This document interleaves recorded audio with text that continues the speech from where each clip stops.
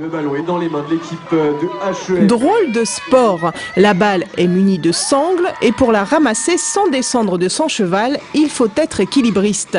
Un jeu de passe, d'attaque et de défense alliant vitesse et maîtrise de son cheval. Un exploit intellectuel et physique.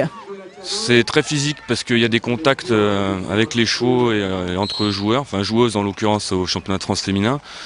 Et aussi intellectuel parce qu'il y a beaucoup de tactiques et de techniques à bien respecter au niveau des placements des chevaux et des joueurs. Vous pensez rugby, vous pensez basket, c'est un mélange des deux. Deux équipes de 6 cavaliers s'affrontent pour mettre la balle au panier. Un sport équestre collectif. Et collectif, cela signifie aussi être en phase avec sa monture. Le cheval, donc, tout d'abord, il faut bien monter avec lui, le connaître.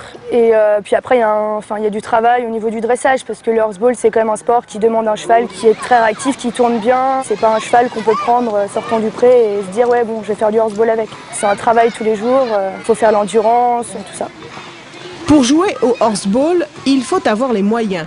Cela ne veut pas dire qu'il ne peut pas être pratiqué, notamment dans les centres équestres.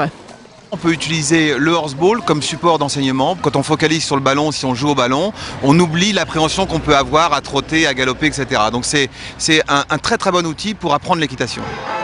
Cocorico, la France est championne d'Europe en catégorie mixte et féminine. Ça tombe bien, le gratin des équipes féminines de haut niveau est à Cluny, du beau spectacle en perspective.